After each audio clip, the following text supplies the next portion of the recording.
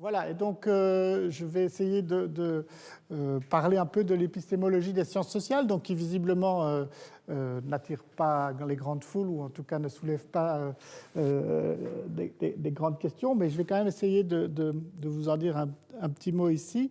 Alors, j'ai appelé cette conférence le prix des connaissances en sciences sociales. Peut-être qu'on peut se demander pourquoi appeler ça le prix des connaissances en sciences sociales, mais je pense parce que le constat n'échappe à personne que aujourd'hui dans les sciences sociales, il y a ce qu'on peut appeler un pluralisme, ou en tout cas une cacophonie, voire une anarchie des théories et des pratiques en sciences sociales. Vous avez sans doute constaté qu'aujourd'hui, les sciences sociales, la connaissance du social, comme l'écrit Jean-Michel Berthelot, qui est un sociologue français décédé il y a quelques années, elle est éclatée, multiforme, fragile, incertaine.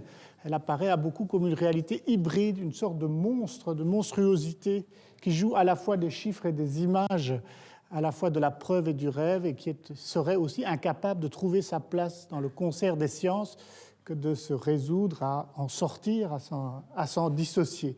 Donc c'est souvent une image qu'on a des sciences sociales très, très hétérogènes, très multiples dans leur manière de procéder. D'une certaine façon, on a souvent l'image que les sciences sociales n'arriveraient pas à payer le prix de la science, le prix de la connaissance scientifique. Finalement, est-ce qu'elle n'occuperait pas l'espace des sciences sans payer le prix qu'elle devrait, ou d'autres aussi peut-être disent que finalement on leur demande aux sciences sociales de payer un prix trop élevé pour devenir scientifique. Et pourtant, c'est à quel prix justement peut-on produire de la connaissance sur le social, sur la réalité des hommes en société?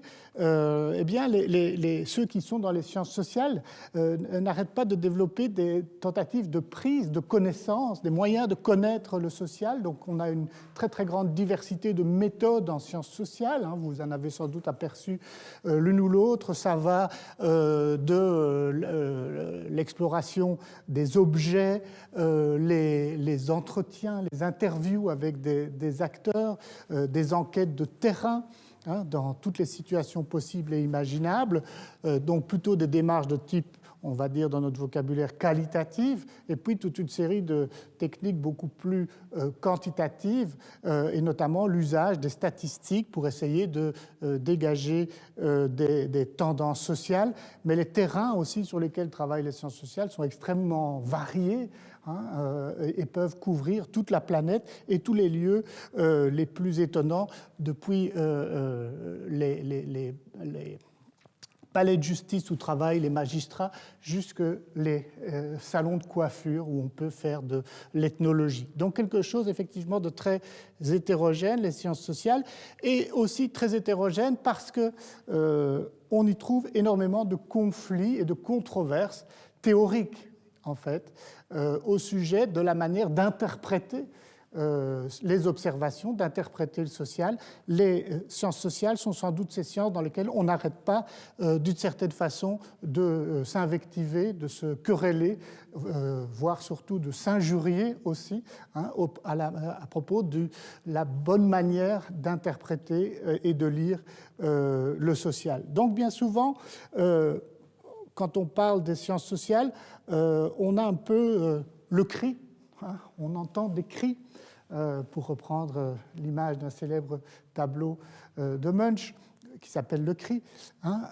Soit des gens crient en disant « Oh non, pas encore des sciences sociales, ce ne sont pas des sciences », et c'est probablement une des raisons pour laquelle il y a peut-être si peu de monde ce soir, mais aussi le cri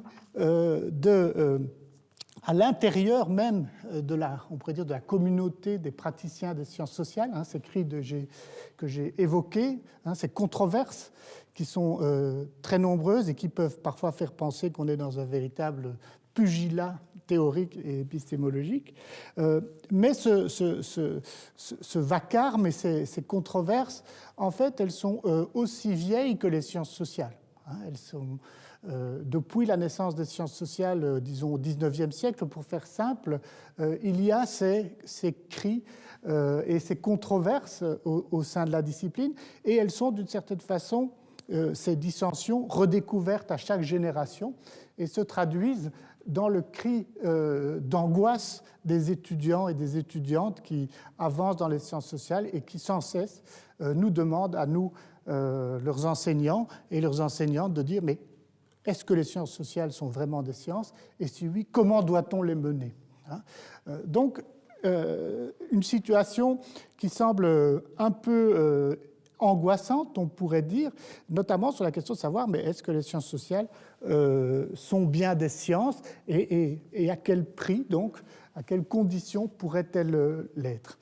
Alors, pour essayer de donner un petit aperçu très simplifié de ces positions épistémologiques, c'est-à-dire des réponses qui ont été et qui sont encore apportées pour essayer d'expliquer pourquoi il y a une telle diversité de points de vue dans les sciences sociales.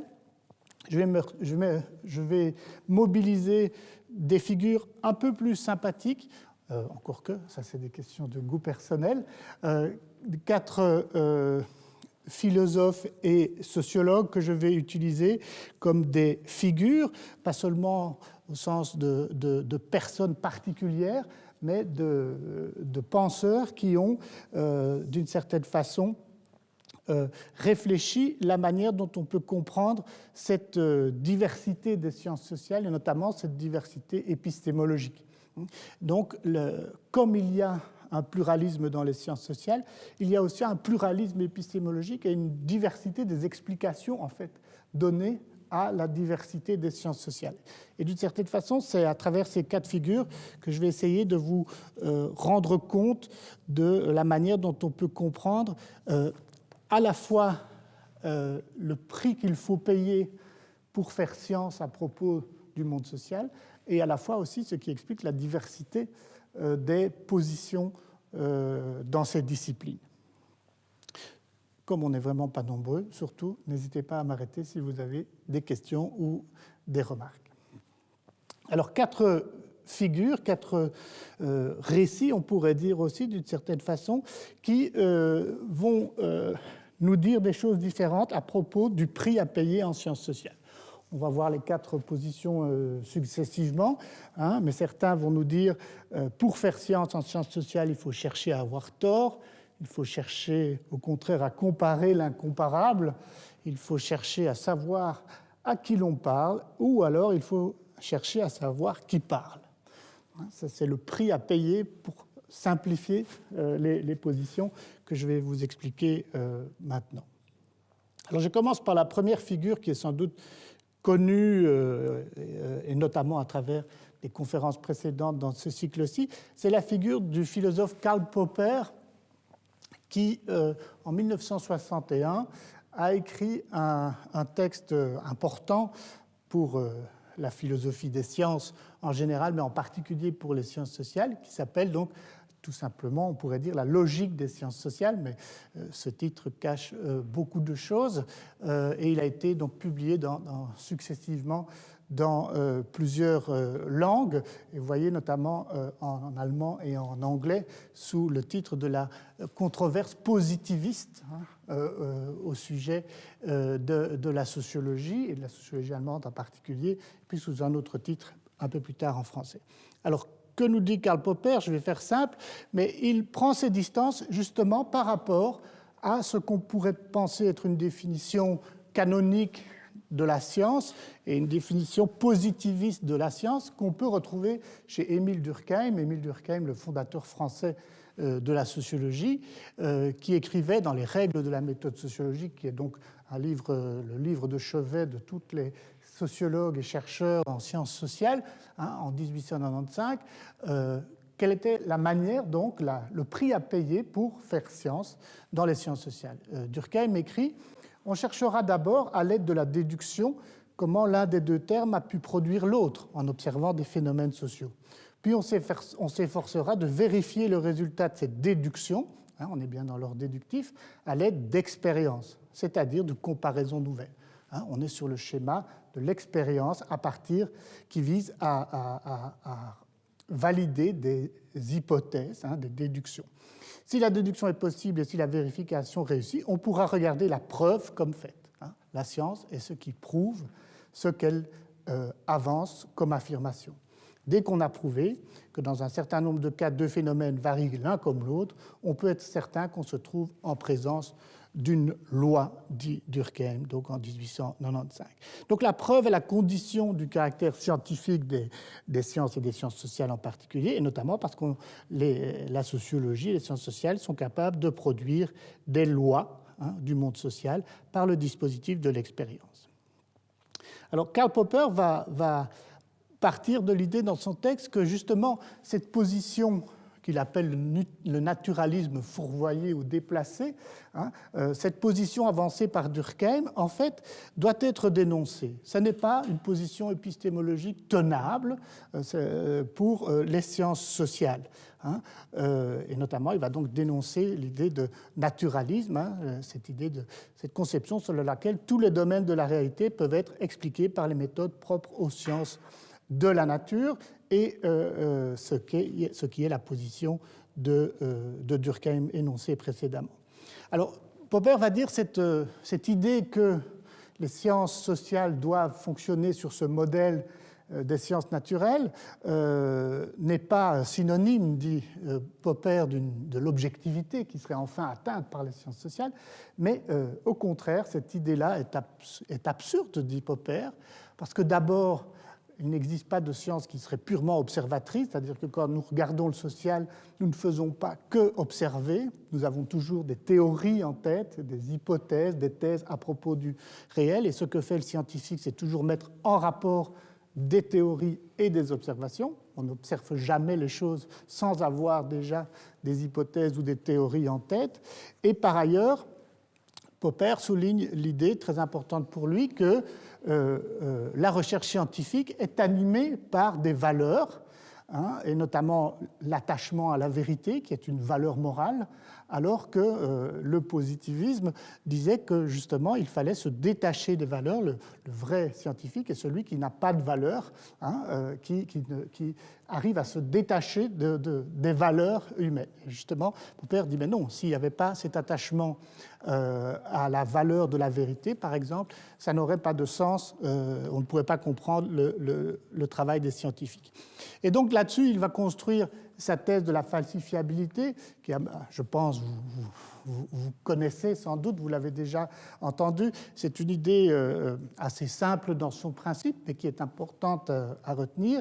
C'est que faire science, ça consiste à mettre à l'épreuve d'observation des hypothèses que l'on se fait, mais la seule chose dont on peut être sûr en faisant ce genre de choses, c'est non pas qu'on va prouver la validité d'une hypothèse, on ne va pas prouver qu'une hypothèse est juste. La seule chose dont on peut être sûr, c'est qu'une hypothèse est fausse. C'est-à-dire qu'on va pouvoir trouver, dès qu'on va pouvoir trouver des observations qui ne correspondent pas aux hypothèses qu'on a formulées, on sait que nos hypothèses sont fausses. Il faut changer nos théories, puisqu'on a des observations qui sont non concordantes avec les théories que nous avons. Et donc, on ne sait jamais prouver une théorie au sens où il faudrait observer tous les cas possibles qui sont visés par la théorie pour être sûr qu'elle est vraie, qu'il n'y a pas un cas contraire, ce qui est absolument impossible à faire en pratique. Et donc, il renverse, si vous voulez, le système de la preuve. Et donc, la seule manière dont la science avance, c'est en éliminant des hypothèses. En éliminant, non pas en prouvant des hypothèses, mais en éliminant des hypothèses fausses, qui se sont révélées non concordantes avec les faits. Et donc, le mécanisme central de la connaissance scientifique pour Popper, c'est la critique, parce que c'est ça qui va faire avancer la connaissance par élimination des hypothèses qu'on va montrer qu'elles sont fausses. Donc il faut que la critique fonctionne pour qu'il y ait science. Pourquoi ? Parce que la critique élimine les théories fausses. Et en éliminant les théories fausses, d'une certaine façon, on fait avancer la connaissance. Et donc, la production même d'une connaissance objective, elle est liée au fonctionnement de la critique, c'est-à-dire au fonctionnement d'institutions sociales dans lesquelles les chercheurs vont pouvoir se critiquer mutuellement. D'où son idée que l'objectivité ne repose pas sur l'objectivité de l'homme ou de la femme de science. Produire des connaissances objectives, ce n'est pas simplement une question de rectitude d'un homme ou d'une femme dans ses recherches. Le fait que des connaissances puissent être critiquées, ça, c'est lié au fonctionnement, si vous voulez, d'une communauté scientifique qui va pouvoir faire fonctionner la critique.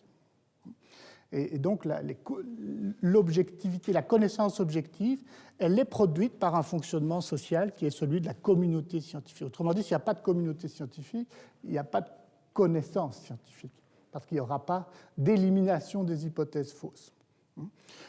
C'est très difficile de critiquer soi-même, si vous voulez, ses propres hypothèses. Mais pourtant, c'est un peu le type de position qu'avance Popper.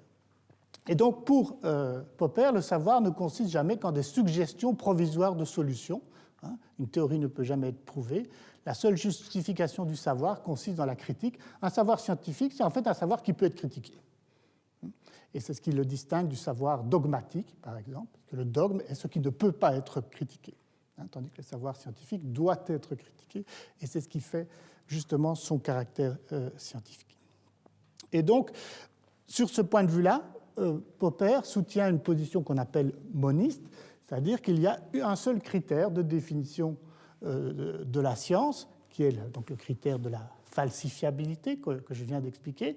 Et selon Popper, ce critère, il est valable pour toutes les sciences, qu'elles portent sur la nature, qu'elles portent sur le social, qu'elles portent sur d'autres choses.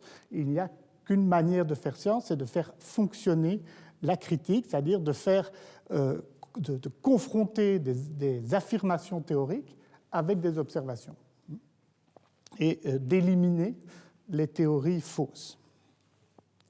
Alors cette position, elle est une figure, si vous voulez, dans le sens où être scientifique, ce n'est pas seulement mener des bonnes recherches, c'est finalement faire un travail dans lequel la prétention à la vérité des connaissances, à l'établissement de la vérité des connaissances, doit pouvoir toujours être critiquée. Et cette critique, bien sûr, doit porter sur, on pourrait dire, des prétentions à la vérité qui sont en dehors du monde académique. Bien sûr, des gens qui affirment dire la vérité, on peut les critiquer par le travail scientifique qui se fait, par exemple, dans le monde académique, mais cette critique doit fonctionner aussi en interne du monde scientifique, entre scientifiques.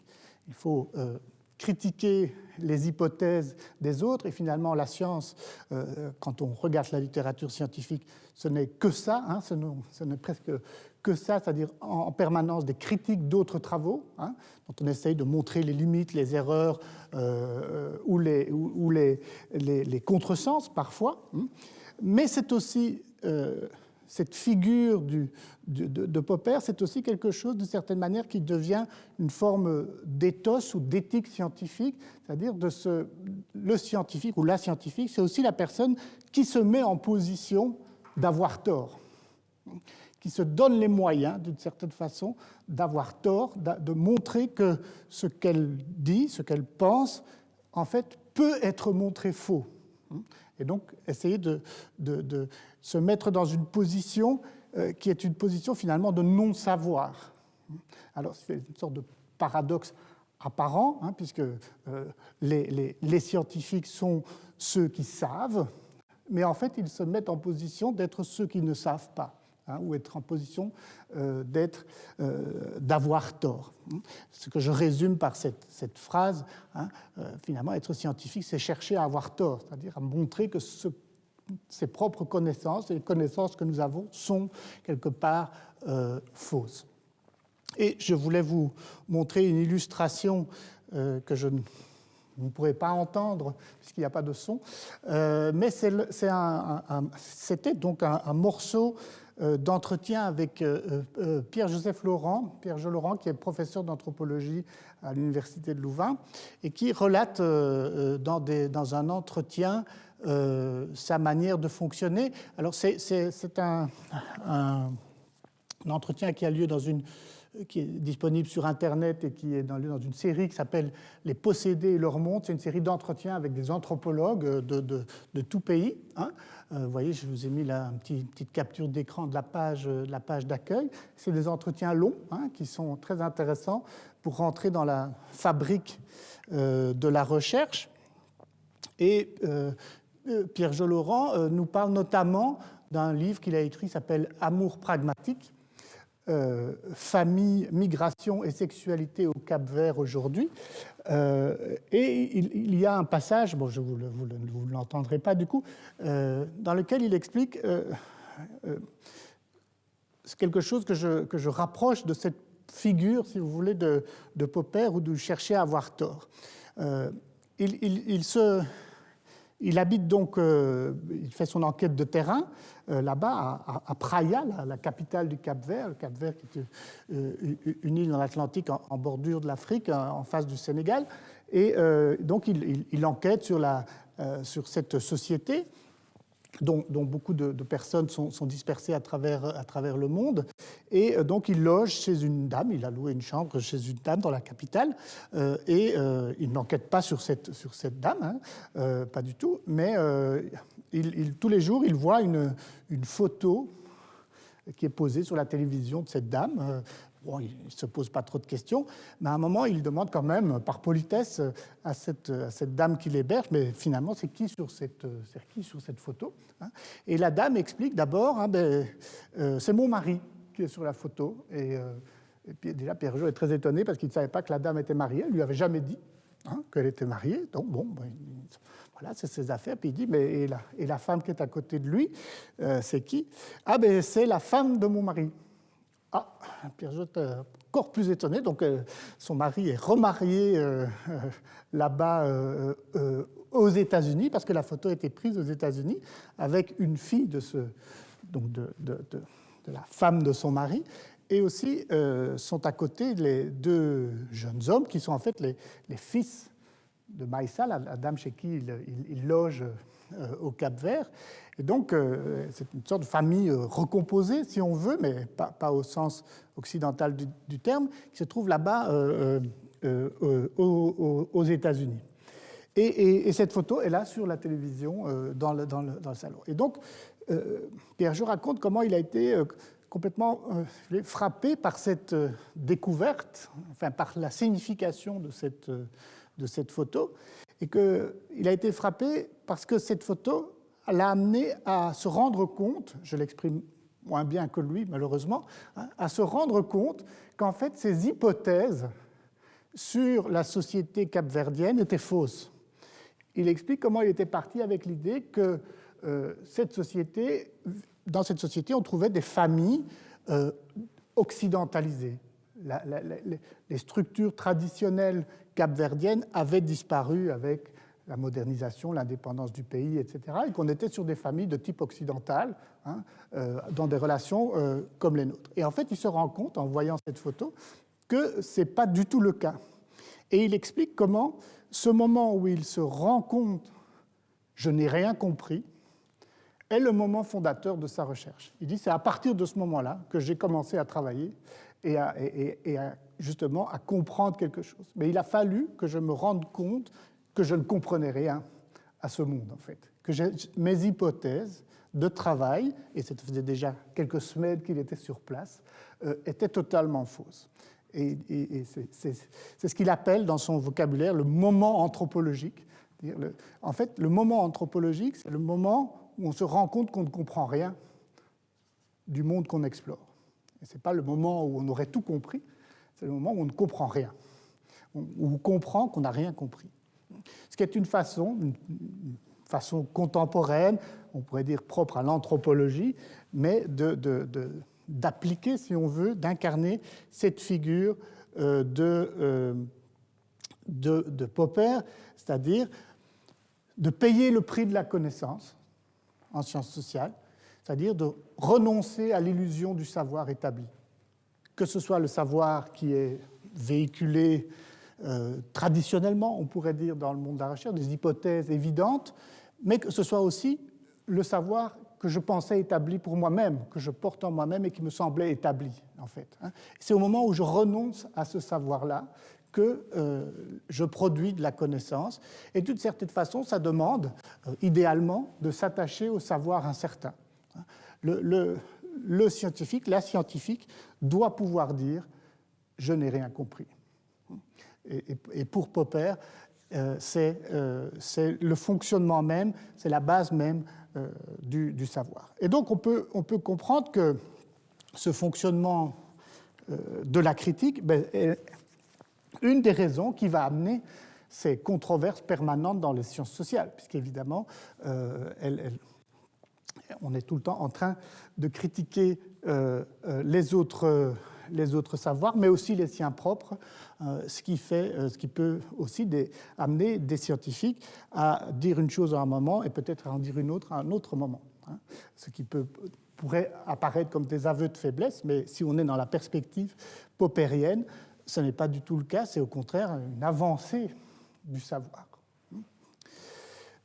Voilà pour une première figure. Donc, chercher à avoir tort, c'est le prix à payer pour produire des connaissances. Et la position de Popper est de dire ce n'est pas seulement dans les sciences sociales, c'est dans toutes les sciences, en fait, cette position-là. Alors, la deuxième figure que je vous propose, ça va toujours, c'est la figure de Jean-Claude Passeron, je vais y venir, qui va justement répondre en fait à Karl Popper et qui va dire dans les sciences sociales, pour faire science, il faut chercher à comparer l'incomparable. Alors je m'explique, ou plus exactement, je vais expliquer ce qu'il veut dire par là, et je mobilise ici en particulier un texte qui s'appelle « La forme des preuves dans les sciences historiques », mais Jean-Claude Passeron a énormément écrit, et notamment un ouvrage fondamental qui s'appelle « Le raisonnement sociologique ». Vous voyez, l'espace non poppérien du raisonnement naturel, donc il s'oppose à Popper, dont je viens de parler. Il écrit un livre, on pourrait dire, à la fois contre Popper, c'est-à-dire tout près de Popper, il dialogue avec Popper en permanence, et à la fois contre lui, parce qu'il a des positions qui sont différentes des siennes et qui a été réédité en 2006. Et l'article sur lequel je me base plus particulièrement, mais c'est la même chose qui est dite partout, c'est un article paru en 2001, donc entre les deux éditions, dans la Revue européenne des sciences sociales. Alors, que va nous dire Jean-Claude Passeron ? Ceci, je vous le lis parce que voilà, ça, c'est une bonne introduction. Popper m'en avait convaincu, une théorie empirique cesse de l'être lorsqu'elle se formule comme une théorie irréfutable. Il partage la position de Popper en disant si quelqu'un vous dit « mon savoir est irréfutable, est absolument valide », déjà vous vous méfiez parce que ce n'est pas un scientifique. Justement, un scientifique, c'est quelqu'un qui va dire « essayons de prouver que ce que je dis est faux ». En perdant sa vulnérabilité empirique, c'est-à-dire à partir du moment où une théorie dit je ne suis plus, on ne peut plus me montrer fausse, alors elle devient une théorie métaphysique, c'est-à-dire quelque chose qui n'est plus discutable. Alors, donc, Passeron dit que là-dessus, il est tout à fait d'accord avec Popper. Un peu plus loin, il dit simplement, pensais-je, s'il faut accepter le modèle logique qui permet à Popper de formuler une définition opératoire de ce que c'est un test réfutateur, dans le cas des événements du monde physique. Donc il dit, OK, on peut accepter ce que dit Popper quand on est en train de parler des événements du monde physique, la nature par exemple. Ça, on peut accepter, dit Passeron. Il reste qu'on ne peut pas suivre Popper dans l'application de ce modèle aux sciences historiques, qui, elles, portent toujours sur des aspects des phénomènes dont la pertinence n'est jamais susceptible de répétition à contexte constant ou indifférent.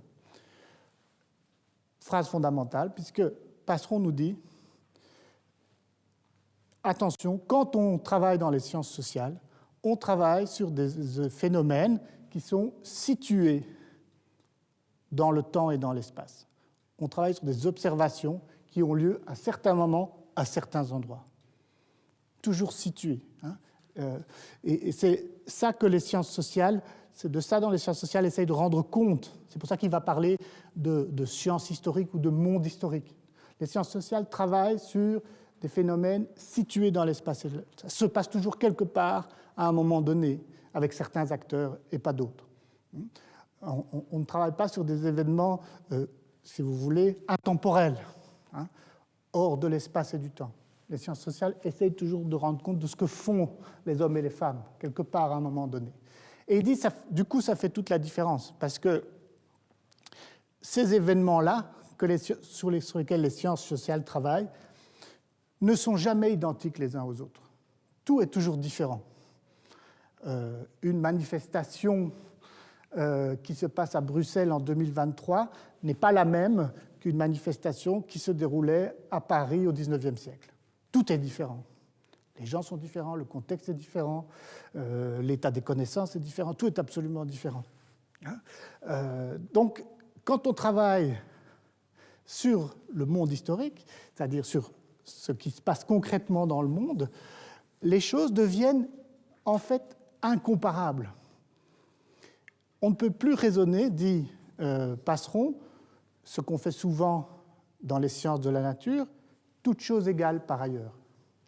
Quand on travaille dans les sciences sociales, rien n'est jamais égal par ailleurs. Tout est toujours différent. Donc, le problème devient, qu'est-ce qu'on peut comparer à quoi? Qu'est-ce qui est comparable dans le monde? Rappelez-vous, Durkheim disait il faut fonctionner par la comparaison parce que ça permet d'établir des lois. Mais qu'est-ce qu'on peut comparer si tout est différent? Puisque tout est situé dans des endroits, des temps et avec des acteurs différents.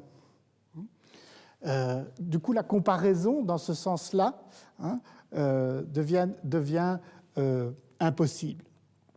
Et du coup, Passeron va avancer l'idée qu'en fait, il n'y a pas une seule manière de faire science, il n'y a pas un seul critère de science, mais il y en a deux, selon qu'on travaille sur le monde historique ou sur d'autres choses. Ce qui le différencie, de ce point de vue-là, de Popper. Et donc, Passeron va dire il y a d'abord des sciences qui travaillent soit sur des logiques formelles, ce sont des sciences aussi, mais elles ont une contrainte en moins, dit Passeron, c'est qu'en fait, elles n'ont pas la contrainte de l'observation empirique. Je fais des modèles, quoi. Je fais des modèles. Et là, c'est des questions de logique et de cohérence logique des modèles. Je n'ai pas de contrainte de rendre compte de ce qui se passe dans le monde.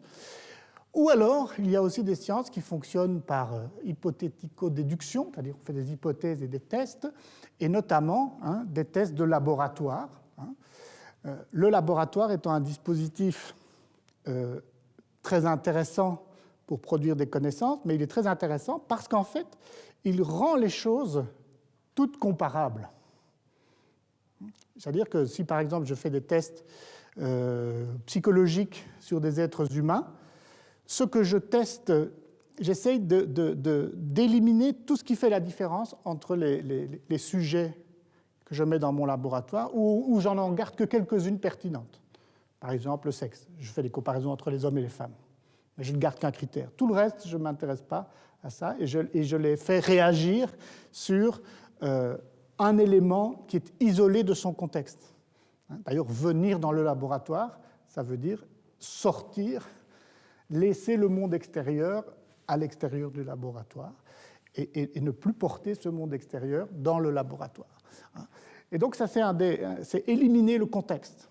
C'est éliminer le contexte pour ne garder que les éléments. C'est d'ailleurs pour ça qu'on fait des groupes contrôle, etc., dans les tests en laboratoire. C'est pour s'assurer qu'on a bien isolé des éléments. Isolé de quoi? Isolé du monde extérieur et de tout ce qui fait en fait la différence entre les situations quand elles sont dans l'espace et dans le temps. Donc ça, dans ces sciences-là, dans ces manières de faire là, qui sont exemplifiées là, illustrées là, alors le critère de Popper de la falsifiabilité peut fonctionner, parce que les éléments sont comparables les uns aux autres. Par contre, quand on travaille dans le monde historique, quand on travaille sur le monde historique, alors ça fonctionne autrement. Et les sciences historiques ou les sciences de l'enquête d'y passeront. Alors je reprends ici ces termes, vous voyez comme ils sont parfois un peu compliqués, mais l'idée c'est rendre compte de choses qui sont observables, des occurrences observables, ce qui se passe, ce que les gens font. Là, si je dois rendre compte de la circulation automobile à Bruxelles, comment je peux en rendre compte des occurrences observables lorsqu'elles ne peuvent être désassorties de leurs coordonnées spatio-temporelles. Je veux rendre compte de l'état de la circulation à Bruxelles aujourd'hui en 2020. Coordonnées spatio-temporelles à Bruxelles aujourd'hui en 2023. Et je veux garder ça. Je ne veux pas parler de toute la circulation automobile dans le monde. Et même la circulation automobile, elle est déjà située dans l'histoire. On n'a pas toujours circulé en automobile depuis qu'il y a des êtres humains sur cette planète, loin de là. Donc, vous voyez, c'est comment rendre compte de ces choses-là quand on ne veut justement pas éliminer le fait que ces phénomènes sont situés dans l'espace et dans le temps. Eh bien, la réponse que donne Passeron à ça, enfin, l'observation qu'il fait en regardant les travaux des sciences sociales, c'est justement qu'ils sont amenés à comparer, on est amené pour faire science, à comparer les choses incomparables. Et je ne vais pas donner beaucoup d'exemples, mais peut-être un ou deux ici pour illustrer, c'est que si vous connaissez un peu l'histoire des sciences sociales, parmi les fondateurs de la sociologie, il y a notamment le sociologue allemand Max Weber, qui a produit une étude très connue, très célèbre, sur les origines du capitalisme. Le capitalisme, un système économique situé dans l'espace et dans le temps, qui naît quelque part. Le capitalisme n'a pas toujours existé, il est né quelque part en Europe, à une certaine époque. Et comment est-ce qu'on peut essayer de comprendre cette naissance? Et en fait, Max Weber va comparer, va mettre en relation deux choses qu'on pourrait penser, à juste titre, totalement incomparables, c'est-à-dire d'une part des préceptes religieux, il va aller voir les préceptes du protestantisme, et il va, si vous regardez son livre, il analyse dans le détail des textes de conduite religieuse, comment conduire sa vie en bon chrétien, en bon catholique, en bon chrétien, pas en catholique, justement, protestant, et il va les mettre en rapport avec des manières de conduire les affaires, et notamment de gérer son argent. Deux domaines qu'aujourd'hui on pense totalement séparés, qu'il l'était à l'époque, et il va dire qu'il y a un lien entre ces deux éléments qui va donner naissance à ce qu'il appelle l'esprit du capitalisme, c'est-à-dire un rapport à l'argent particulier, qui est le fait, certes, de chercher à gagner de l'argent, ce qui est on pourrait dire, une constante humaine, ce que Weber appelle la soif de l'or. Elle dit la soif de l'or a toujours existé, partout, mais ce n'est pas ça qui fait le capitalisme. Le capitalisme, dit Weber, c'est être capable de rechercher les moyens de gagner le plus possible d'argent, mais en le réinvestissant dans l'activité économique. Ce qui est un geste, si vous voulez, historiquement nouveau, et qu'il a fallu, qui a été inventé, d'une certaine façon, à un moment donné. Je ne rentre pas plus dans les détails de cette histoire-là, mais simplement pour vous montrer que Weber a comparé des choses incomparables, et donc on peut dire de fait qu'elles ont plein d'aspects totalement différents les uns des autres, et que ça n'a d'une certaine façon rien à voir, sauf qu'il y a eu un moment de rencontre entre ces deux choses-là. Autre exemple, chez Durkheim, dans sa fameuse étude, Émile Durkheim, fondateur de la sociologie française, j'en ai déjà parlé tout à l'heure, fondateur de son étude, dans son étude fondatrice sur le suicide, il va comparer des actes qu'on peut penser très différents les uns des autres, qui ont une seule caractéristique finalement, c'est le fait que quelqu'un a mis fin à ses jours de manière volontaire. Définition que donne Durkheim du suicide. Mais ça va, dans ces personnes-là, ça va de la personne veuve qui met fin à ses jours parce que son conjoint est parti. Ça peut être l'artiste qui est sans limite dans ses expériences et qui ne sait plus donner de sens à sa vie. Ça peut être le travailleur qui met fin à ses jours sur son lieu de travail, mais ça peut être le kamikaze qui se fait tuer, se tue volontairement au nom d'une cause. Des choses a priori totalement incomparables, mais dont il va essayer de dégager d'une certaine façon les traits communs, ou en tout cas de les mettre dans un modèle typologique. Je ne vais pas rentrer dans les détails ici, mais de dire ces pratiques très différentes les unes des autres sont d'une certaine façon comparables, même si par ailleurs, elles sont totalement incomparables.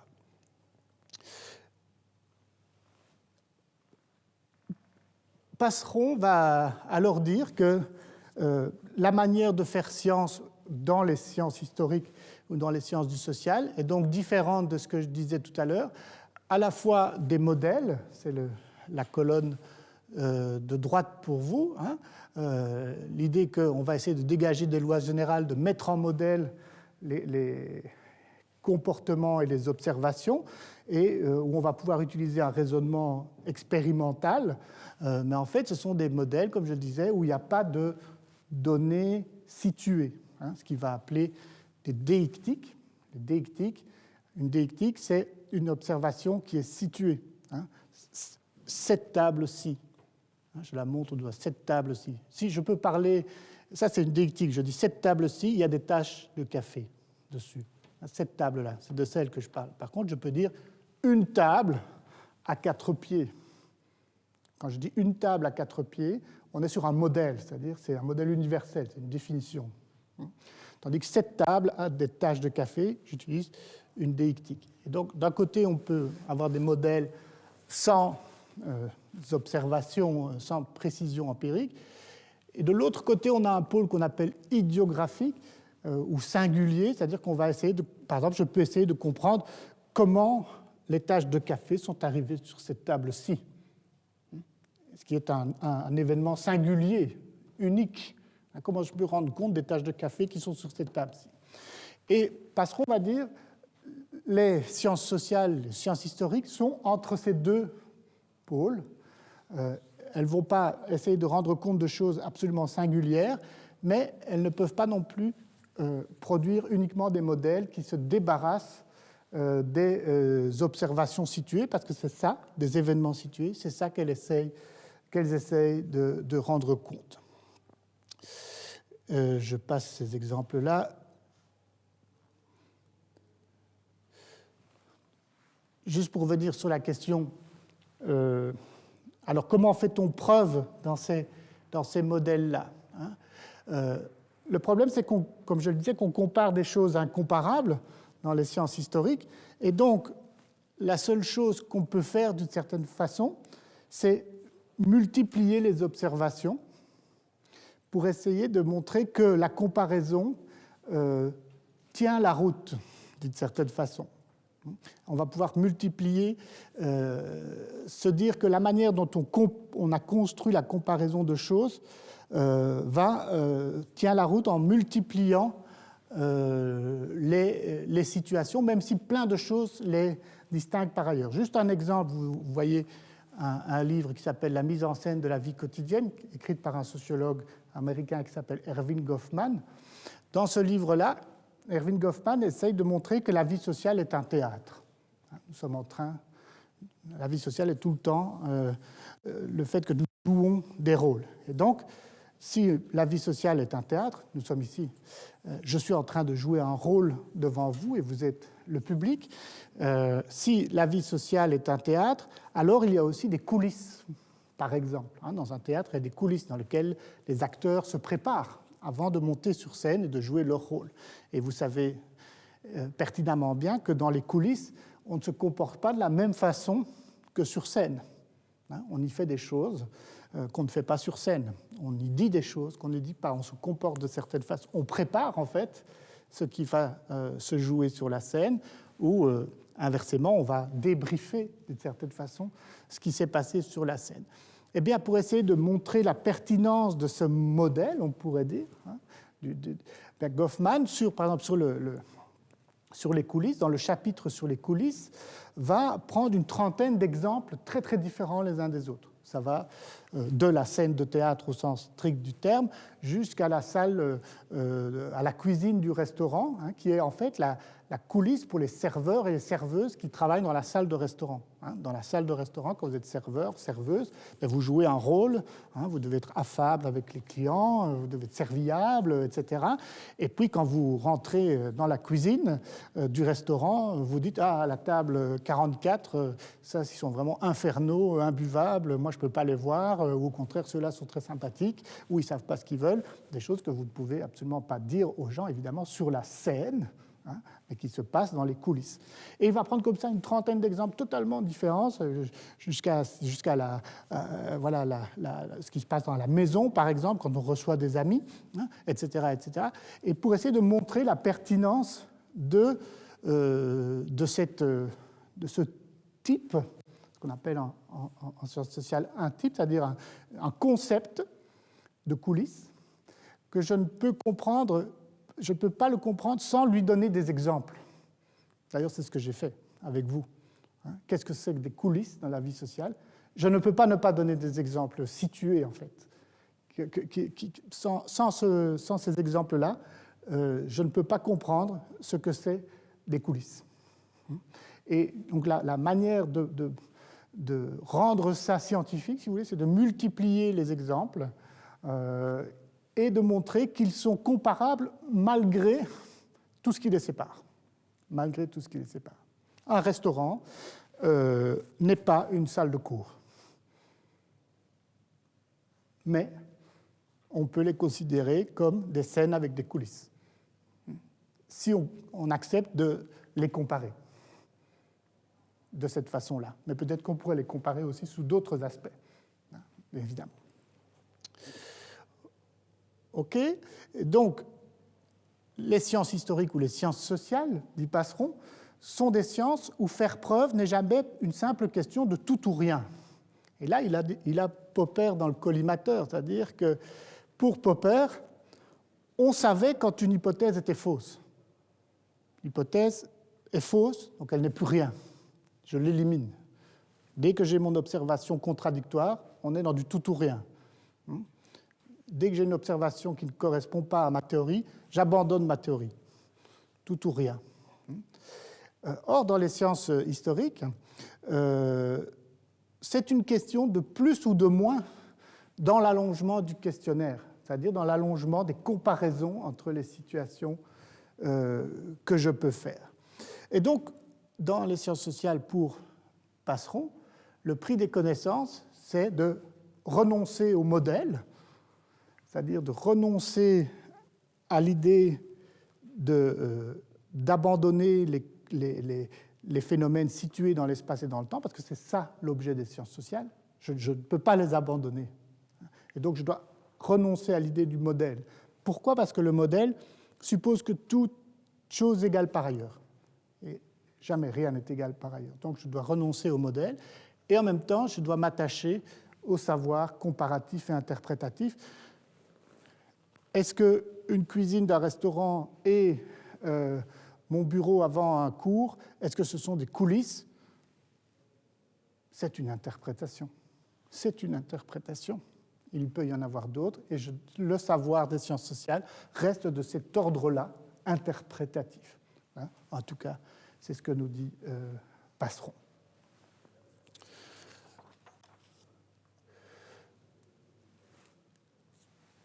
Mais donc, et je termine avec Passeron là-dessus, vous comprenez bien que si les sciences sociales consistent à chercher l'incomparable, on ne va pas arrêter de se disputer dans les sciences sociales pour dire justement vos comparaisons ne tiennent pas la route.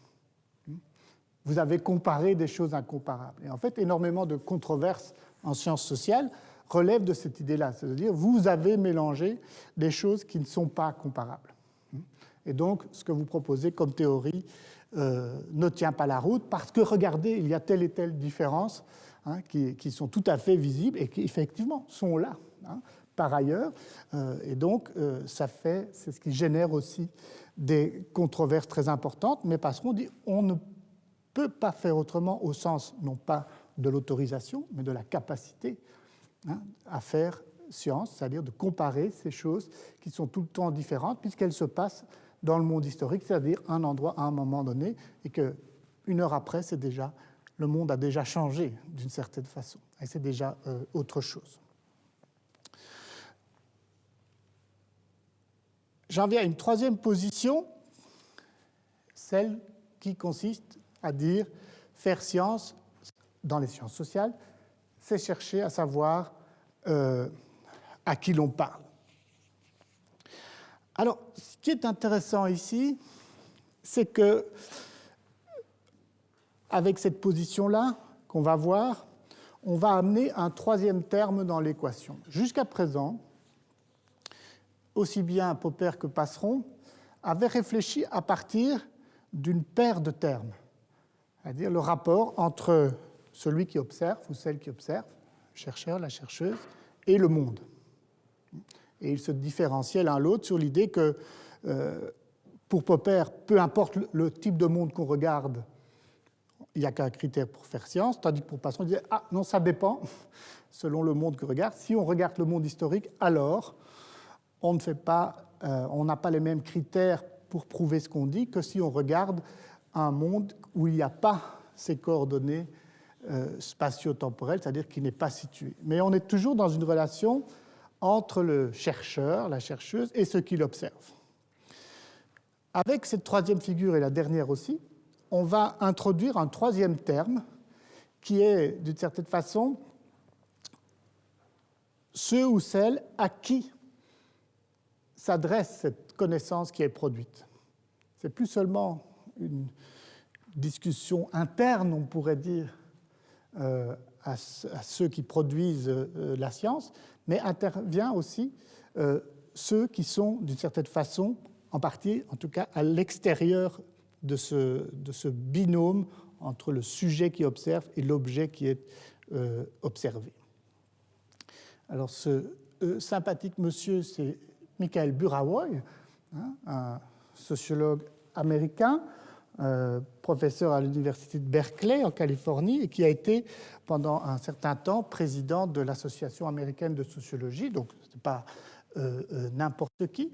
Il est très connu en sciences sociales, et il a écrit énormément, mais notamment écrit un texte important lorsqu'il était président de la Société américaine de sociologie, qui s'appelle « Pour la sociologie publique », et dont je vais vous parler ici, parce qu'il essaye d'éclairer des questions épistémologiques. Alors, Burawoy disait ceci dans ce texte, qui fonctionne aussi par une série de thèses épistémologiques. Les deux textes précédents, celui de Popper et celui de Passeron, fonctionnaient aussi par un certain nombre de thèses dont je ne vous ai pas détaillé ici, bien sûr, mais Burawoy fonctionne encore lui aussi sur ce modèle, et une de ces thèses dit ceci: les questions un savoir pour qui et un savoir pourquoi définissent les traits essentiels de notre discipline, donc la sociologie et plus largement des sciences sociales. Vous voyez, le savoir, ce n'est pas la relation entre l'observateur et l'objet qui est centrale pour savoir quel est le trait essentiel de la discipline, c'est un savoir pour qui et un savoir pourquoi. Non seulement ces deux questions permettent de distinguer des types de sociologie, de sciences sociales, mais elles nous permettent aussi de comprendre la construction interne de chacun de ces types. De quoi s'agit-il? Eh bien, Burawoy va d'abord nous dire que on peut produire deux types de connaissances, deux sortes de connaissances. D'abord, des connaissances qu'il va appeler le savoir instrumental. On peut produire des connaissances dont on veut qu'elles servent à quelque chose. Connaissances instrumentales, c'est des connaissances qui ont le statut d'un instrument, d'un outil, pour faire quelque chose. Il y a énormément de connaissances qui sont produites parce qu'on veut qu'elles servent à quelque chose. Mais il y a aussi des connaissances ou de savoir qu'on peut appeler du savoir réflexif, et qui est un savoir qui ne vise pas directement à être utile à quelque chose, mais qui vise à développer la lucidité, l'auto-analyse, la compréhension du monde, voire l'émancipation des individus. Savoir réflexif. Ce qu'on est en l'épistémologie de manière générale n'est pas un savoir utile qui veut être un instrument, c'est d'abord une réflexion sur qu'est-ce qu'on est en train de faire quand on dit qu'on fait de la science. Pour essayer de comprendre ce qu'on fait en fait. Donc relèverait plutôt de ce type de savoir réflexif. Mais ces deux types de savoir, ils peuvent s'adresser à deux types de publics, va dire Burawoy, et ça va faire des différences très importantes. Un public universitaire, ou un public en fait qui est déjà, on pourrait dire, dans le monde de la science, mais ce savoir peut aussi s'adresser à un public en dehors de l'université, en dehors des gens qui sont formés, on pourrait dire. Et donc ça va faire 4 types de sciences sociales qu'il va appeler, je vous ai mis aussi l'original en anglais parce que parfois les termes sont un peu différents en français et en anglais, mais peu importe ici. On va avoir la sociologie académique, de l'expertise sociologique, la sociologie critique et la sociologie publique. Alors, je vais pas tout détailler, mais par exemple, l'expertise sociologique, c'est, je vais faire une recherche qui est commanditée, par exemple, par la région bruxelloise pour mieux connaître les facteurs de la pauvreté à Bruxelles. Eh bien, là, je fais de l'expertise sociologique.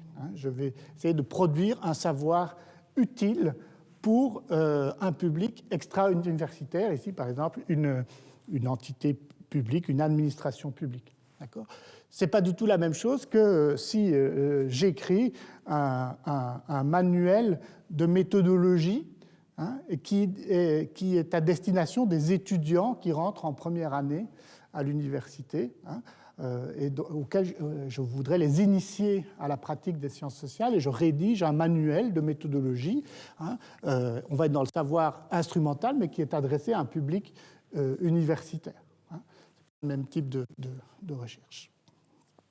Alors, ce qui est intéressant pour nous ici, c'est que ces 4 types, ce n'est pas simplement des différences, on pourrait dire, cosmétiques, c'est aussi des différences sur la manière dont peut être validé le savoir. Et c'est ça qui nous intéresse en épistémologie. C'est de dire à quelles conditions on peut produire du savoir valide, valable. Et la thèse de Burawoy, c'est que justement, selon le type de rapport dans lequel on se trouve avec un public universitaire ou un public extra-universitaire, dans une visée utilitaire ou dans une visée plus réflexive, les types de savoir et les manières de les valider vont être différentes. Autrement dit, il n'y a pas une seule manière de valider du savoir. Et il n'y a pas un seul type de savoir. Il y en a plusieurs. Pour lui, il y en a 4. Je ne vais pas tout détailler, mais vous voyez par exemple que si vous regardez que la première ligne, le type de savoir, dans le monde académique, on va produire du savoir empirique et théorique et empirique, excusez-moi. C'est des ouvrages de sciences sociales qui relatent des enquêtes. Il y a à la fois de la théorie, il y a à la fois des enquêtes qui ont été faites. Souvent, c'est des ouvrages un peu indigestes, que le quidam n'aime pas trop lire. Si vous lisez les leçons au Collège de France de Pierre Bourdieu, qui sont hautes comme ça, je crois qu'il n'y a pas beaucoup de gens qui lisent ça, de fait. Ce n'est pas le but non plus.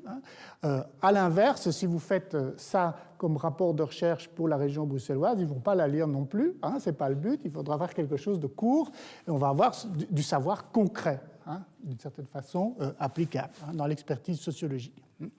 Mais on va avoir aussi, dans la sociologie critique, qui vise à augmenter la réflexion et l'auto-analyse des acteurs, un savoir de type plus fondationnaliste, dit Burawoy, c'est-à-dire, par exemple, essayer de comprendre dans quel système social on peut vivre. C'était l'intention, par exemple, d'un Karl Marx, qui essayait de comprendre finalement comment fonctionne le système capitaliste. On va aussi avoir de la sociologie publique, c'est-à-dire de la sociologie qui est produite avec des publics, pas avec le public au sens médiatique du terme, mais avec des groupes particuliers, pour essayer de comprendre leur situation. Et là, on va avoir un type de savoir qui est plutôt communicatif. Vous voyez ? Et la deuxième ligne est très intéressante aussi, c'est le type de véridiction, c'est-à-dire la manière de valider le savoir va être différente dans chacune de ces manières de faire des sciences sociales. D'abord, pour l'expertise, la véridiction, la validité, c'est pragmatique, c'est-à-dire est-ce que ça marche ou est-ce que ça ne marche pas. Un savoir vrai, c'est un savoir qui marche, ça fonctionne, quoi. Alors c'est vrai. En revanche, dans le savoir théorique, empirique de la sociologie ou des sciences sociales académiques, ce qui va être la manière de valider, c'est justement la correspondance entre ce qui est dit et les faits qu'on peut observer. Pas nécessairement que c'est utile, mais en tout cas, ça correspond. Et dans la sociologie publique, construite avec des publics, là, ce qui valide les connaissances, c'est un consensus. C'est-à-dire, on va travailler avec des groupes, on va produire, par exemple, des entretiens collectifs, on va faire une recherche avec, je ne sais pas moi, un groupe de femmes qui cherchent à rendre l'accès au logement plus équitable pour les femmes.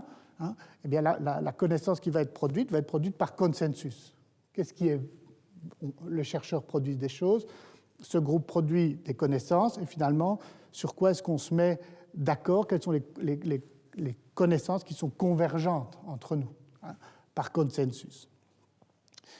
Et vous voyez que aussi, je ne vais pas tout passer en revue, bien sûr, ce n'est pas le but, mais Burawoy indique aussi qu'il y a des formes pathologiques, c'est la dernière ligne du tableau, de chacune de ces formes, c'est-à-dire lorsqu'on tire trop la ficelle, quand on va dans l'excès de chacune de ces formes, on est dans des moments, on pourrait dire, pathologiques. Le savoir académique peut être autoréférentiel, ça veut dire qu'il n'a que lui-même comme référence, mais c'est quand on dit oui, vous les universitaires, vous vivez dans votre tour d'ivoire, et en fait, c'est ça qui est dit, c'est-à-dire vous ne voyez que votre monde et vous ne savez pas ce qui se passe à l'extérieur, autoréférentiel, on ne parle qu'entre nous, quoi, en fait, d'une certaine façon. À l'inverse, l'expertise peut être servile, c'est-à-dire qu'elle peut produire des connaissances, elle peut produire les connaissances dont ont besoin les commanditaires, ceux qui commandent les recherches, et ne plus trop s'interroger si ce savoir, à quoi sert justement ce savoir. On peut produire des savoirs sans s'interroger sur leurs effets et même sur qui les demande en fait.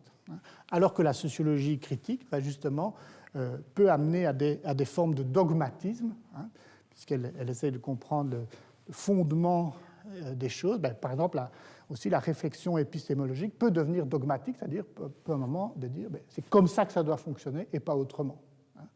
C'est des formes pathologiques selon Burawoy. Alors, je voulais faire quelques rapprochements, mais je crois que je ne vais pas les faire avec Habermas parce que ça va aller m'emmener trop loin. Mais je voulais vous montrer que cette sociologie publique, qui est sans doute la catégorie la plus étonnante, est en train de se développer. D'ailleurs, Burawoy appelait au développement de cette sociologie publique, cette science sociale publique, c'est-à-dire de connaissances construites avec des publics, avec des groupes particuliers, non pas sur ces groupes particuliers, mais avec eux. C'est ça l'idée de la sociologie publique, c'est qu'il n'y a pas que les universitaires qui produisent du savoir, mais il y a aussi les publics avec lesquels on travaille, et notamment produire avec eux les bonnes questions.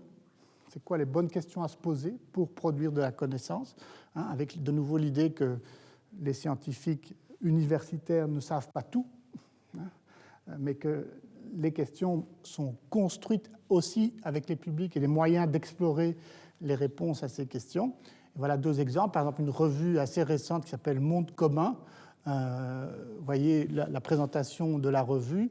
Le projet Monde commun des anthropologues dans la cité veut rompre la distance artificiellement entretenue entre l'université et le monde, on pourrait dire, et il met en œuvre une anthropologie publique, au sens de Burawoy, c'est dit par ailleurs dans le texte, qu'on nommera selon les cas impliqués, engagés, coopératives ou citoyennes, sur toute une série, par exemple, comment est-ce qu'on peut produire de la connaissance avec les migrants qui sont à Bruxelles ou ailleurs.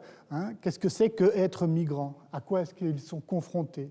eh bien, on construit de la connaissance avec eux.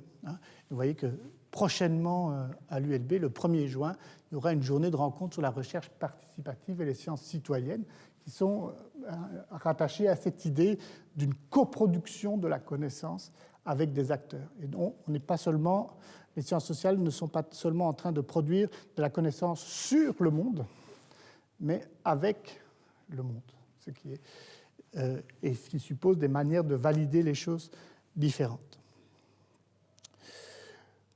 Donc on doit, pour comprendre le schéma de Burawoy, donc il faut savoir à qui l'on parle, parce que ça fait des différences sur l'épistémologie. Et donc le prix des connaissances dans ce schéma-là, si vous voulez, c'est de renoncer à une science univoque, ai-je mis.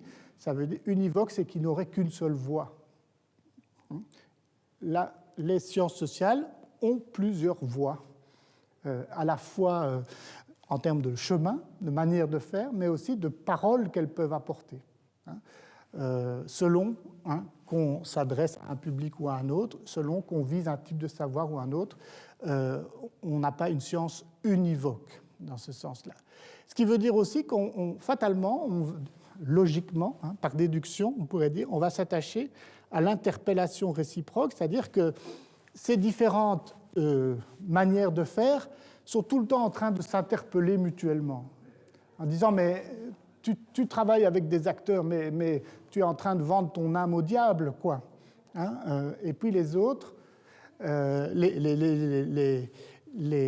ceux qui sont, par exemple, dans la sociologie publique, vont dire « mais vous, voilà, vous restez dans votre tour d'ivoire en permanence, vous ne savez pas ce que c'est le monde, et vous prétendez écrire ce que c'est le monde social, ou ce que c'est le pouvoir, ou ce que c'est la pauvreté, mais vous ne savez pas ce que c'est être pauvre, quoi. » Et donc des formes d'interpellation réciproque permanente dans les sciences sociales qui peuvent amener ces cris dont je parlais au début.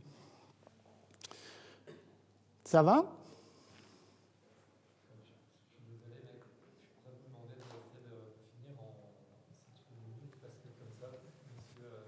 Oui, ok. Oui, ben alors je termine sur une dernière chose. Effectivement, je n'avais pas l'heure. Une sorte de prolongement, si vous voulez, ou de mise en miroir de ce que disait Burawoy, c'est de chercher à savoir qui parle. Et là, on va aller vers des épistémologies plus contemporaines, qui sont des épistémologies qu'on appelle des épistémologies décoloniales. Alors, pour faire très simple, qu'est-ce que c'est que cette idée ? C'est l'idée que ceux et celles qui produisent de la connaissance ne sont pas des êtres en dehors du social. Tous ceux et toutes celles qui produisent de la connaissance sont situés quelque part dans le monde social. Et que, en fonction de cette position, leur rapport à la connaissance va varier. Et notamment, ce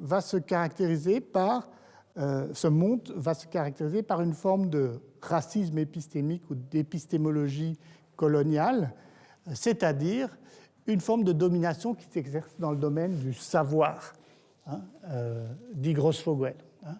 L'idée, c'est que est fréquemment présente dans la science l'idée qu'il y aurait une hiérarchie des connaissances et que certaines personnes, en fonction de la couleur de leur peau, de leur sexe, etc., ne produisent pas le même type de savoir, du savoir de la même valeur.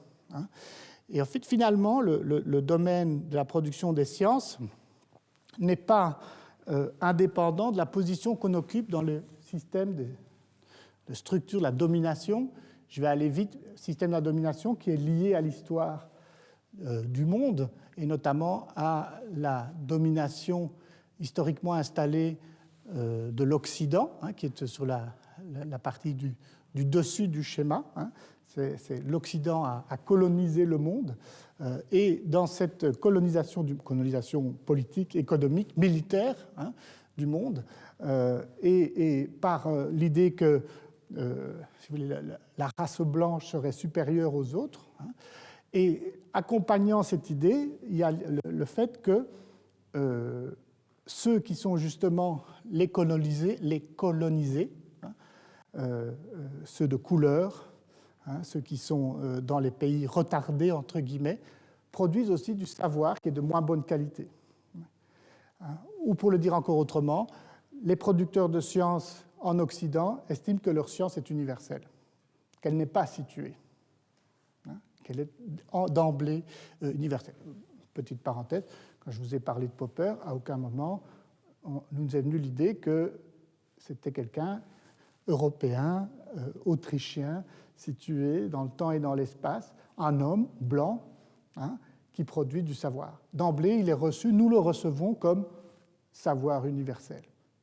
Et pourtant, c'est bien quelqu'un qui est situé aussi, qui produit ce savoir. Et donc, pour aller très vite, le regard décolonial, je passe tout ça, de dire, mais il faut cesser avec le racisme épistémique, c'est-à-dire avec l'idée qu'il y aurait du savoir universel, et que ce savoir universel, évidemment, serait produit par ceux qui dominent le monde. Il faut laisser place à d'autres types de savoirs, à tous les savoirs qui sont dans le monde et qui, en fait, sont considérés comme, qui sont activement considérés par l'Occident comme mineurs, comme marginaux. Mais en fait, c'est une production de l'Occident que cette marginalisation des savoirs. Je voulais juste vous donner peut-être un exemple, et je termine là-dessus, parce que c'est un exemple, pour moi, je trouve très, très parlant. En 1929, le couple de Robert et Helen Lynn produisent une monographie très célèbre en sciences sociales sur une petite ville américaine qui s'appelle Middleton, pour essayer de voir les pratiques des gens dans cette ville. Et cette étude va avoir un grand retentissement parce qu'elle va apparaître comme très scientifique, parce qu'elle est très factuelle. On mesure énormément les pratiques religieuses, les pratiques de loisirs, etc. Et elle va paraître aussi très scientifique parce qu'elle va être répliquée d'abord par les Lind dans les années 30, puis après la Seconde Guerre mondiale, en 1985, par Kaploff et de son équipe, Middleton Families, 50 Years of Change and Continuity. On va reproduire le même protocole d'enquête pour voir les changements sociaux. OK, super. Sauf que dans les années 2000, une équipe de chercheurs afro-américains vont venir en disant « Je pense que vous avez oublié quelque chose à Middleton, c'est qu'aucun des deux ouvrages précédents ne parle de la communauté noire à Middleton. Ça n'existe pas dans l'enquête, ni de Lind, ni de Kaploff. En fait, si vous voulez, il faut... Et personne ne s'en était rendu compte parce que c'était un regard de blanc et que la communauté noire n'existait pas, si vous voulez, à leurs yeux. D'une certaine façon, il faut être noir pour remarquer cela. Et ce regard-là amène à dire, on peut aussi, même plus qu'on peut, il faut inclure aussi ce versant de Middleton dans l'enquête qui en fait n'était pas du tout exhaustif comme on l'a prétendu, mais avait oublié toute une partie de la communauté. Je passe, et j'arrive comme ça ici, à la fin.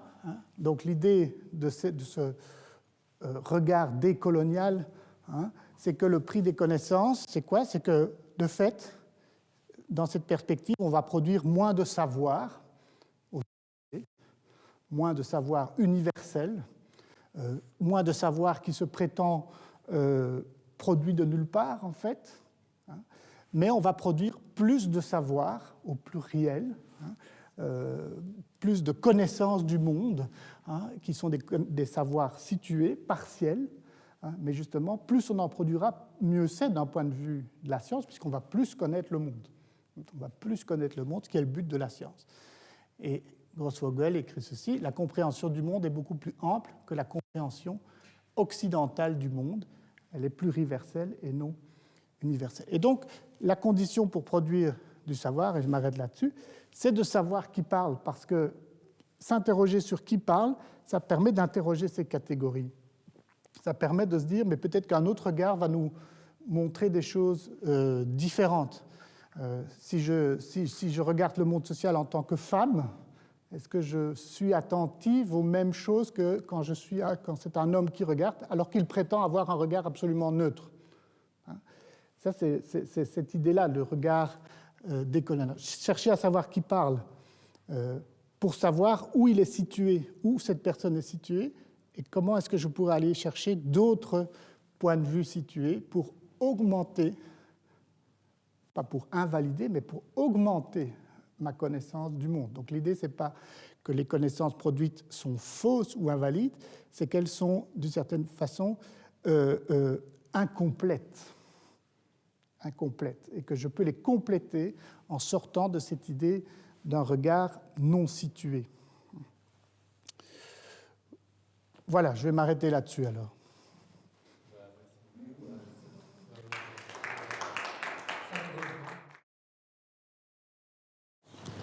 Alors, merci beaucoup pour l'exposé. Et je voudrais peut-être commencer par une petite... c'est un petit détail dans l'exposé qui m'a quand même plu. C'était ce tableau, de Edvard Munch, avec le cri. Et, je pense que, comme je vais parler un peu du titre, on aurait pu imaginer un autre titre de la présentation, et serait quels sont les cris des sciences sociales, parce que en fait tous ces personnages on porte des cris différents, et ça m'a fait penser quand vous parliez de cris, à un passage ou une idée de Gilles Deleuze, donc un philosophe qui donne des conseils de lecture. À un moment il dit, mais quand on lit un philosophe, il faut se demander, mais quel est le cri, quel est son cri, qu'est-ce qu'il est en train, quel bruit il est en train de faire. Et je pense que c'est un petit peu comme ça qu'on peut lire aussi ces différents sociologues, philosophes, quels sont leurs cris. Et je peux imaginer, même avec les mimiques, on peut s'imaginer Popper qui dit « Mais non, tu ne peux pas prouver ça, tu ne peux pas prouver ça. » Non, il faut. Et puis Passeron qui répondrait comme ça « Mais on peut quand même dire des choses, on peut entendre des cris derrière tous ces personnages, toutes ces figures, comme vous disiez. » Donc ça c'est un petit détail, mais voilà, ça veut dire qu'il y a aussi, quand on commence à penser comme ça les différentes positions, on commence aussi à sentir à quel point il y a des émotions derrière cette position. Ça, je trouve aussi un élément intéressant de penser les sciences sociales, ces différentes positions comme des cris. Alors, quand j'ai pris connaissance du titre de l'exposé, la première idée qui m'est venue à l'esprit, en fait, c'était que ça allait être un exposé qui allait lier différentes postures épistémologiques. Donc, je vous dis comment j'imaginais différentes postures épistémologiques à différents types de financement, par exemple, des sciences sociales. Et donc, quand je pensais au prix des connaissances en sciences sociales, je pensais vraiment très concrètement, mais qu'est-ce que ça coûte, combien de dollars, combien d'euros il faut payer, où on va chercher, et même où on va chercher cet argent. Alors, d'entrée de jeu, en fait, dans la présentation, on apprend que ce qu'on entend par prix, c'est quel est le prix à payer pour entrer en sciences. Et le prix à payer, c'est un prix épistémologique et pas nécessairement matériel. Et pourtant, je pense qu'on peut très vite retrouver aussi, derrière ces différents prix d'entrée épistémologiques, si on tire un petit peu la corde, on arrive très vite à sentir qu'à chacun de ces prix d'entrée correspond aussi concrètement à un prix de production. Un prix de production. Donc, quand on parle des prix d'entrée, on peut se dire, mais qu'est-ce que ça coûterait, qu'est-ce que ça coûte de mettre en place ces différentes postures épistémologiques. Et je prends l'exemple parce que je pense que là, il y a une philosophe des sciences qui a vraiment fait un travail assez admirable autour de Popper. Et donc, elle dit, mais ok, donc il s'agit de Sandra Harding, qui va reprendre Popper et dit, ok, on prend votre position du falsificationnisme qu'il faut remettre en cause et non pas valider tellement les connaissances, mais essayer de les remettre en cause.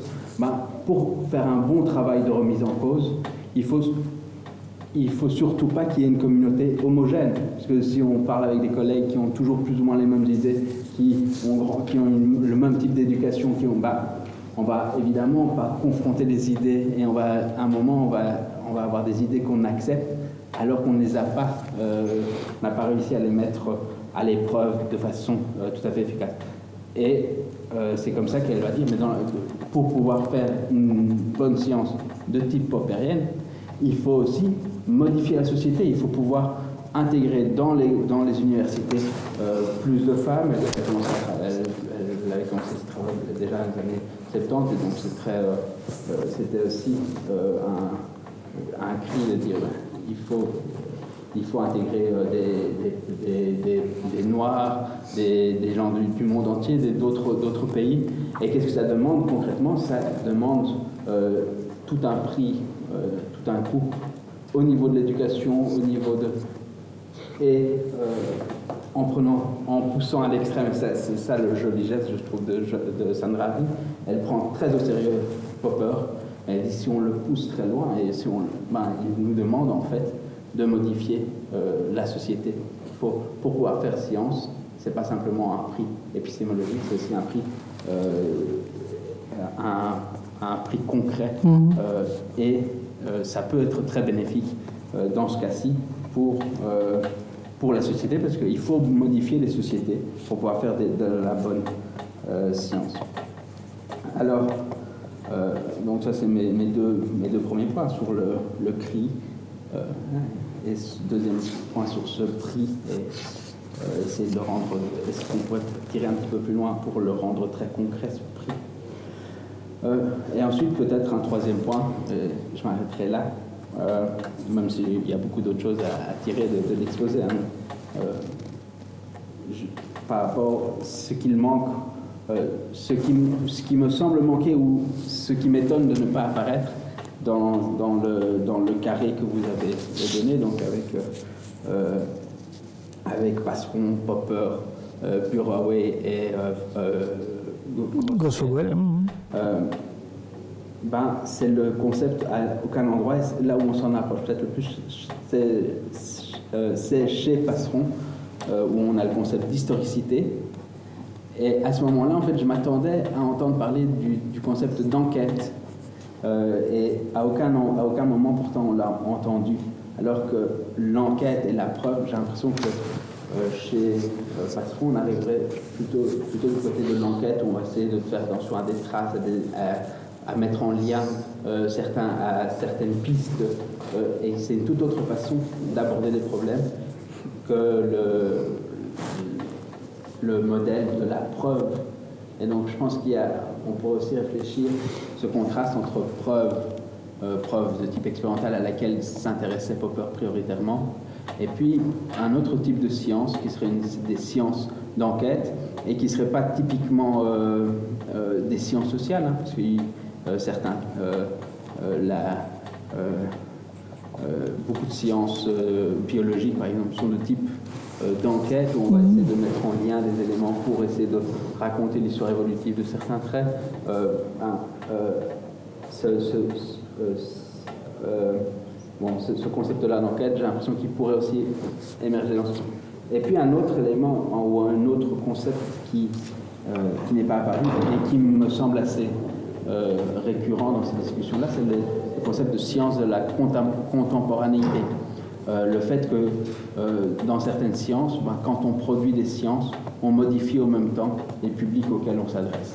Donc on peut penser à certains groupes, quand on fait quand on décrit, quand on fait simplement des études où on montre qu'il y a des inégalités entre différentes classes sociales, on crée aussi ces classes sociales, on les produit, en même temps qu'on les décrit, on les produit. Donc il y a des sciences, c'est Yann Akin qui parle de sciences de contemporanéité, où il y a en même temps production de connaissances et production d'existence. Voilà. Je vois qu'on est en train de nous interrompre, et je pense qu'avec ces trois petits éléments, c'est un peu les manières dont je rebondirai sur votre exposé qui, par ailleurs, pourrait donner lieu à beaucoup d'autres... on pourrait tirer beaucoup d'autres cordes, hein, mais voilà, c'est un petit peu ma première réaction. Allez, rapidement. Donc sur les cris, les bruits, oui, j'ai beaucoup hésité. Parce que, comment dire, évidemment, les cris sont là. Alors, j'ai pas choisi cris au départ parce que je voulais pas aller sur les... Bon, il y a énormément de public actuellement, etc. Et ça devient toujours très, très chaud, donc je voulais pas avoir cette entrée-là.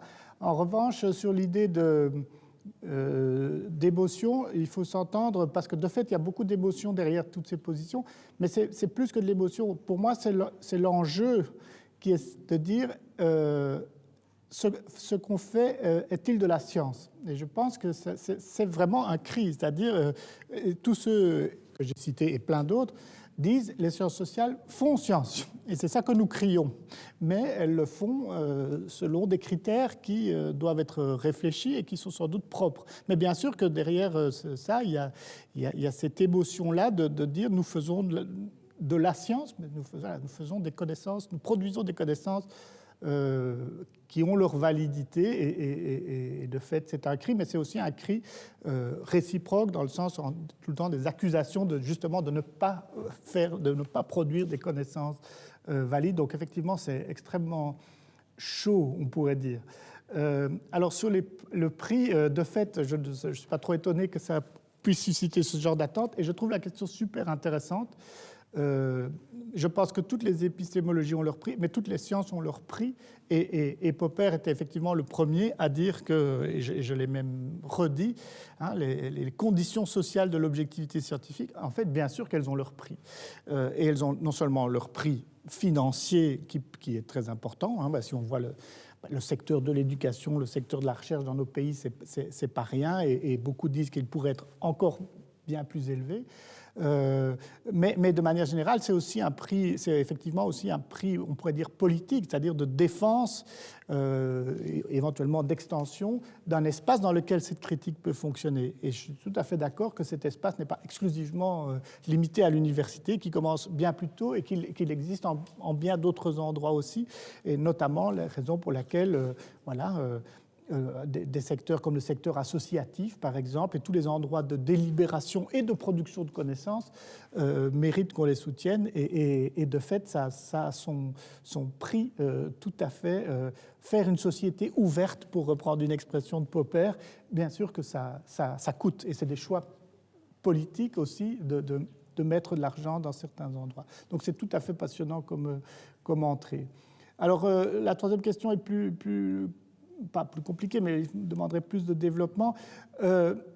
Alors oui, l'enquête, bien sûr, c'est au centre de la théorie de Passeron, je n'ai pas été développé là-dessus, mais je pense que finalement, toutes les épistémologies des sciences sociales entendent être des épistémologies de l'enquête à partir du moment où elles entendent rendre compte du monde concret et dans